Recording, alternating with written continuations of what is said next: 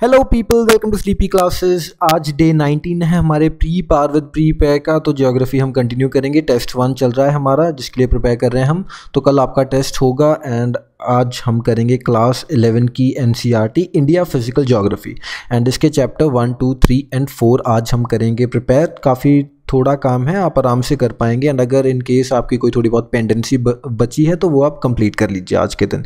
And कल का दिन भी काफ़ी थोड़ा लाइट ही रहेगा, इतना ज़्यादा काम नहीं है। तो जो भी पेंडेंसी है एटलीस्ट उसको तो कवर कर ही लें। तो सॉरी, ये क्लास की जगह पर चैप्टर होना चाहिए। सो चैप्टर 1 है। तो चैप्टर 1 में which is related to location of India. तो इसमें काफ़ी बेसिक सी चीज़ें दी हुई हैं जो आपने पहले भी पढ़ ली होंगी पहली वाली एनसीईआरटीज़ में, कि इंडिया की जो कोऑर्डिनेट्स हैं वो क्या हैं, latitude wise, longitude wise and various other things.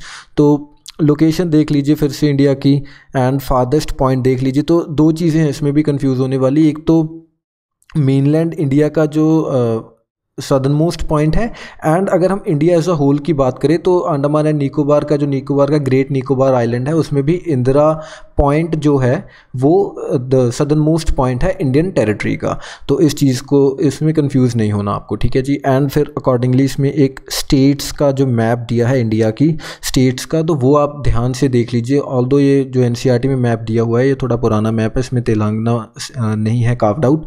तो अकॉर्डिंगली आप नया मैप देख लीजिए। एंड ये चीज़ का आपको ध्यान रखना है कि कौन सी स्टेट्स किसके स्टेट के साथ बॉर्डर शेयर कर रही है, क्योंकि ऐसे क्वेश्चन आए हैं। मैंने कल भी आपको बताया था कि एक सिटी एंड दूसरी सिटी के एक सिटी से दूसरी सिटी आपको जाना है तो कितनी स्टेट्स आप क्रॉस करेंगे, ऐसी चीज़ें पूछ रहे हैं। तो इस चीज़ की बेसिक सी क्लैरिटी होनी चाहिए। एंड मैंने खुद के लिए क्या किया था कि आई मेड अप ऐसे दीज टाइप ऑफ थिंग्स, इनको मैंने स्टेट्स बना लिया। एंड क्योंकि ऐसे ऐसे स्टेट्स याद रखना इज़ डिफ़िकल्ट, तो इसमें जो भी वेरियस स्टेट्स होंगी जहाँ जहाँ लग सकती हैं आप वैसे ही कार्व करते रहिए ताकि आपको क्लैरिटी मिलती रहे। आप ऐसे ब्लॉक्स के थ्रू मैप बना लीजिए ताकि इसमें आप चीज़ों को याद कर सकें। तो this is a trick, again it may not work for you, it might work for you. तो आप अपना ऐसे खुद का एक प्लान सा डिवाइस कर लीजिए, ठीक है जी। इसके बाद चैप्टर 2 है हमारा, क्लास 2 नहीं है, इट इज़ चैप्टर 2। तो chapter 2 which is related to structure. तो इसमें फ़िज़िकल मैप दिया है इंडिया का। तो फिज़िकल मैप आपको देखना है कि कहाँ पर कौन सी माउंटेन रेंजेस हैं, कहाँ पर हिल नॉर्थ ईस्ट में, एंड अकॉर्डिंगली नदर्न इंडिया में, सदर्न इंडिया में कौन से माउंटेन्स कहाँ हैं। अकेला अकेला उन्होंने एरिया हमें दिखाया हुआ है, डिटेल में एक्सप्लेन किया हुआ है, तो आप वहाँ से देख लीजिएगा। एंड अकॉर्डिंगली फिर इंडिया की फिजियोग्राफी डिस्कस कर रहे हैं वो। तो ये काफ़ी इंपॉर्टेंट चैप्टर्स हैं, इनमें से इंपॉर्टेंट चीज़ें मार्क करते रहिएगा। तो ज़्यादा मैं आपको कुछ नहीं इसमें बता पाऊँगा क्योंकि सारी चीज़ें ही समझने वाली हैं, ठीक है जी। इसके बाद चैप्टर नंबर 3 है, तो which is related to drainage. तो ड्रेनेज पैटर्न्स आपको ध्यान रखना है कि ड्रेनेज पैटर्न, इनकी टाइप्स, एंड अगर आप हर रिवर सिस्टम से इस चीज़ को रिलेट कर पाएंगे तो that would be even better.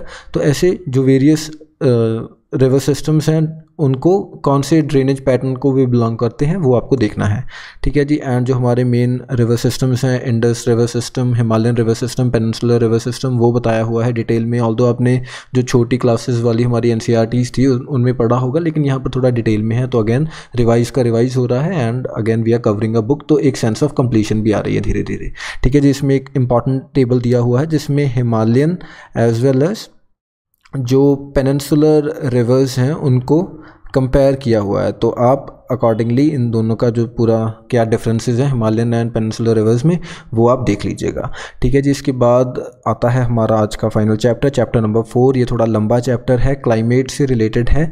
तो इसमें एक तो मैकेनिज़्म ऑफ वेदर नामक चीज़ आपको मिलेगी। तो मैकेनिज़्म ऑफ वेदर देख लीजिए आप, ठीक है जी, कि ये क्या कहना चाह रहे हैं इसमें। एंड इसके बाद है मॉनसून विंड्स की सर्कुलेशन। तो मॉनसून विंड्स कैसे मूव करती हैं, ये बहुत इंपॉर्टेंट है। मैंने आपको पहले भी बताया था कि मानसून को तो हम लाइफ लाइन ऑफ इंडिया ही बोल सकते हैं क्योंकि मेजॉरिटी जो एग्रीकल्चर है वो आज भी मानसून के ऊपर ही डिपेंडेंट है। इसके बाद एक और जो इंपॉर्टेंट चीज़ है that is ITCZ, inter tropical convergence zone. तो ये क्या है, क्या इसके थ्रू कैसे जो वेरियस विंड सिस्टम्स हैं वो मूव करते हैं। इनफैक्ट जो ITCZ की मूवमेंट है उससे ही मानसून विंड्स इनिशिएट होती हैं, स्टार्ट होती हैं, डेवलप होती हैं, जो भी जिसको भी बोल सकते हैं। तो ITCZ आप ध्यान से इत्मीनान से समझ लीजिए। इसके बाद जेट स्ट्रीम्स का कॉन्सेप्ट बहुत इंपॉर्टेंट है। जेट स्ट्रीम्स आपको देखनी है कि इंडिया के केस में कौन कौन सी मानसून्स को जेट स्ट्रीम्स इन्फ्लुएंस कर रही हैं।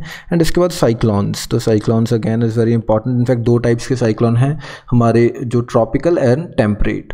तो अकॉर्डिंगली ये अगर आप थोड़ा डिटेल में देख लेंगे एंड इनके जो डिफरेंस है, ट्रॉपिकल साइक्लोन्स में क्या डिफरेंस है, जो टेम्परेट साइक्लोन्स है उनमें क्या डिफरेंस है। ऑल जो 11th की दूसरी NCERT है उसमें हम ये चीज़ दोबारा से कवर करेंगे, लेकिन अगर आप अभी से थोड़ा जान लेंगे, क्योंकि we are lax at this time and हमारे पास टाइम है, तो there is no harm in जानना। ओके जी, ठीक है। तो इसमें एक और जो चीज़ है, एल नीनो, ला नीना अगेन मानसून से रिलेटेड है। तो एल नीनो में कौन कौन से एरियाज़ जो हैं वो इन्फ्लुएंस होते हैं, कौन से एरियाज़ में कम रेनफॉल होती है, कौन से में ज़्यादा होती है। ला नीना के केस में क्या होता है एंड जो कंडीशंस हैं वो किसके लिए कौन सी कंडीशन चाहिए। तो ऐसी चीज़ें आपको बेसिक चीज़ें हैं, काफ़ी क्लियर होनी बहुत ज़रूरी हैं, क्योंकि इनके ऊपर ऐसे डेरिवेटिव टाइप क्वेश्चन आ जाते हैं कई बार। ठीक है जी। तो एंड इसके बाद समर्स में कैसे विंड्स ब्लो करती हैं इंडियन पेनिनसुला के ऊपर, एंड उसके बाद विंटर्स में कैसे इंडिया में विंड्स ब्लो करती हैं। तो ये सब चीज़ें आपको देखनी है। मैप्स दिए हुए हैं, जो भी वेरियस मैप्स आएंगे ज्योग्राफी के केस में, चाहे वो जो हमने पहले NCERTs कवर कर ली, चाहे अब जो करेंगे 11 की, तो मैप्स आर वेरी इंपॉर्टेंट। आराम से 5-10 मिनट आप मैप को देखिए, समझते रहिए चीज़ों को। आइसोथर्म्स दिए होंगे किसी मैप में, आइसोबार्स दिए होंगे, तो कौन से रीजन पर सबसे ज़्यादा टेम्परेचर रहता है, कौन से रीजन पर सबसे कम टेम्परेचर रहता है, एंड अकॉर्डिंगली फॉर प्रेशर। तो ऐसी चीज़ें अगर आप देखेंगे तो यू नेवर नो, किसी दिन कोई क्वेश्चन आ जाए तो आपके पास जवाब होगा, लोगों के पास नहीं होगा। ठीक है जी। तो एक और जो चीज़ है इसमें फाइनली क्लाइमेट रीजन्स, तो ये भी आपको देखनी है। तो ये कुछ इंपॉर्टेंट चीज़ें मैंने आपके लिए चॉक आउट करके रख दी हैं। कल हम करेंगे chapter 5, 6 and 7 and finally we would be done with the India वाली NCERT। एंड आई होप अब तो इतना ज़्यादा काम नहीं लग रहा होगा, क्योंकि आज तो काफ़ी कम काम है। ठीक है जी। अब हम रिवाइज़ कर लेते हैं जो आपने कल पढ़ा है। तो क्वेश्चन है आपके लिए, which of the following statements are true in the context of agriculture in India. तो पहली स्टेटमेंट है कि India is the second largest producer of both rice and sugar cane in the world. तो India क्या दूसरे नंबर पर production कर रहा है both sugar cane as well as rice की। एंड दूसरी स्टेटमेंट है Himachal Pradesh is also one of the tea producing states in India. तो काफ़ी सिंपल सवाल, अगर आपने ध्यान से कल NCERT पढ़ी है 10th की, तो उसमें से ही निकाला है। 4th चैप्टर में से क्वेश्चन है, मैं आपको चैप्टर भी बता देता हूँ। तो the correct answer is 1 and 2, both statements are correct. India second largest producer है राइस का after China and sugar cane का आफ्टर ब्राज़ील। ठीक है जी। एंड अगर हम हिमाचल प्रदेश की बात करें तो ये बिल्कुल सही है, टी प्रोड्यूसिंग स्टेट है हिमाचल भी। एंड इसके बाद जो दूसरी टी प्रोड्यूसिंग स्टेट्स हैं वो कौन सी हैं, उत्तराखंड है, मेघालय है, एंड आंध्र प्रदेश है, एंड त्रिपुरा है।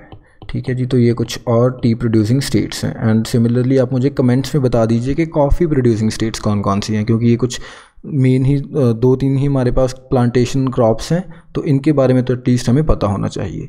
सो that is all for today. Thank you for watching. मिलते हैं कल। Bye bye.